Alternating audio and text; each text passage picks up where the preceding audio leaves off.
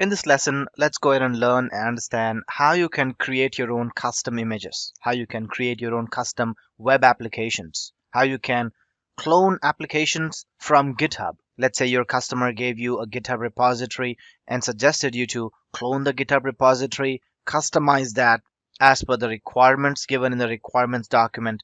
How would you do that? How would you create containers from the container repository is what we'll understand here. All right, so let's get started. I have the Azure CLI opened up here. So I'm going to launch this in a new session so that I get a better view and a better screen. All right, so while it is loading, I'm going to take you to another page, the GitHub page, where it's also considered as a sample repository. So all you got to do is go to github.com/azure-samples/ACI-hello world. Okay. So once you navigate to that place, you will see that it is a sample Node.js application. This is only for demonstration purposes and just for you to understand this whole concept better. So what we got to do is clone this GitHub into your own Azure subscription. So I will navigate to my Azure shell and then use the git clone command and paste the URL, which is github.com/samples/hello world. Okay. Now, Git executable is something that's already installed inside the Azure Cloud Shell, so you don't have to worry about installing it again. Okay. I'll hit enter, see what happens. It's going to take less than a minute to go ahead and clone it for you. Looks like it's already there. So let's see if there are any directories under that. We have a new directory called as ACI-hello world. So I'm gonna navigate to that folder. Okay, so that's not what we want. Okay, so we've got to navigate to ACI-hello world and do a dir here. Then you will see that there are exactly the same content that we had in the GitHub, right? The same thing. Now I'm going to show you one little thing here. So if you do code space dot and hit enter, it's going to take you to a folder view, let's say, where you can look at the contents of the file. For example, if you would like to look at the content of the readme.md in this web page, you'll just click on it and then you see the content. But here you got to use code dot to then look at the content and then click on this file. Thereby, you'll be able to view the content. All right. So code space dot is a command to view the content. Let's take a look at other files now. Now, if I navigate to the app directory, under that, I've got the main index.html. Now, this is the URL. For example, if you look at this, welcome to Azure Container Instances. Yeah. So you can go ahead and customize this, put your own HTML content right here. So what I'm going to do is change the title as, let's say, peaceful world. And you can also change the headers. You can show all your HTML skills and Node.js skills here. Okay, but I'm going to keep it simple. Serverless world here. Okay, and that's done. So what I can do is just go ahead and save this. And then there are other files that includes the index.js. There's a JSON file as well. And finally, there's a Docker file which controls which image should it use, where should it copy the files from, what is the working directory, etc.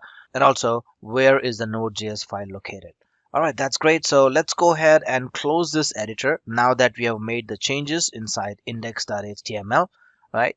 Let's try to make an image out of this data. All right, so how I'm going to do that? And if I have to do that, where can I host it?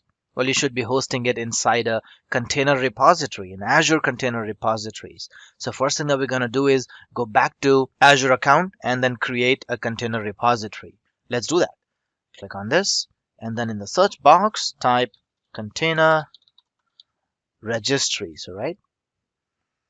Click on add and then just follow through the wizard to create a ACR or Azure Container Registry. My resource group is the same thing.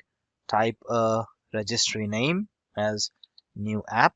Looks like new app is already in use. It must be unique. So I'm going to add some number and that's accepted.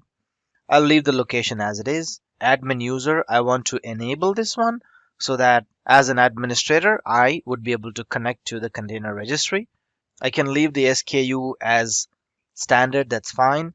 Now under encryption, the CMK or customer managed keys is disabled for me because it's only available under the premium option. So if I click next now, then I will be able to use the customer managed keys.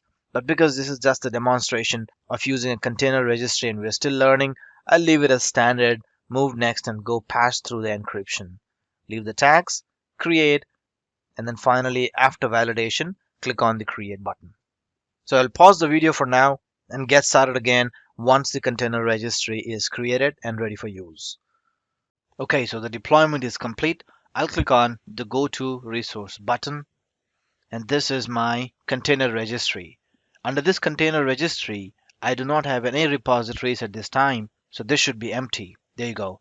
So the objective is to create an image from this content and host it here inside this repository.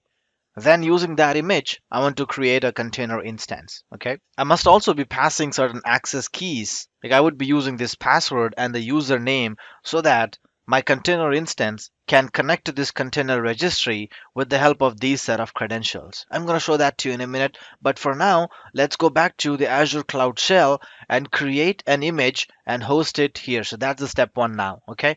Let's get started with that.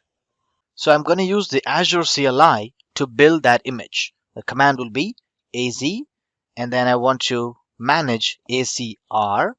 And what I want to do is build an image and call that image as, let's say, demo, as, let's say, customized image. And this will be hosted in my registry. And what's my registry name?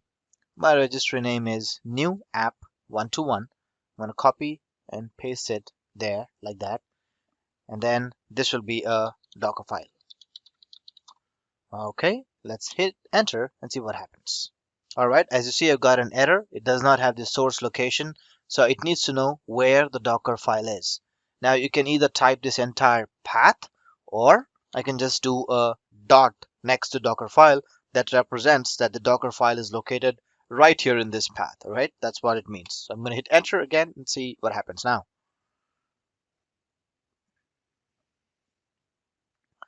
So it has already started packaging it, creating a image, and then it's going to host that into the repository. And as you see the name here, new app 121.azurecr.io is the name, if you notice it carefully. Okay.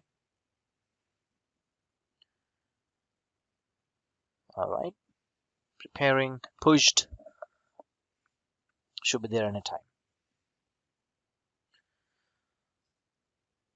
So while it is doing this thing, I'm going to be really curious and go back to my container repository, go to my repository and refresh this to see. There you go. So you have your custom image, and the CLI execution is also completed. All right. The name is customized-image. So my web content is right here. Now what I got to do is pull this image into Azure container instances. All right.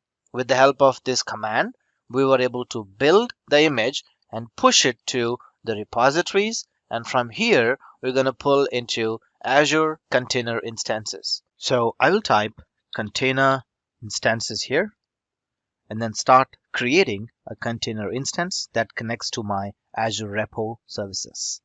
All right, so my resource group is sales, and create a new container app. I'll call it as creative apps or something. Leave it as Western Europe. And this time I'll be selecting Azure Container Registry. And if you notice, it has automatically picked up the registry here because that's the only registry we have. The image is automatically selected. Image tag is also selected. So if you wonder what that is about, I will just navigate to the container registry and show it to you. So this is my container registry. Scroll down and then under repositories, you got the image, right?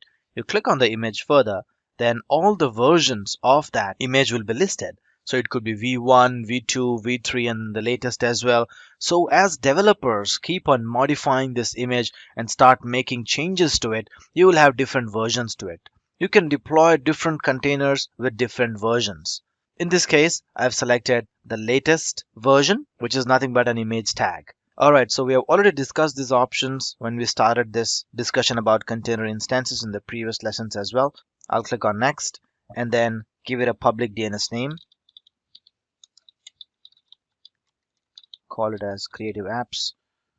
Alright, leave it as port 80, advanced, and finally click on create. Alright, the deployment is submitted. I will hit the pause button and resume once it is completed. Looks like the deployment of container instances is complete. Let's click on go to resource and then pick up the public IP address or the DNS name. I'll copy this and then go to the browser, paste it there, and see if we get our customized web page or not. There you go.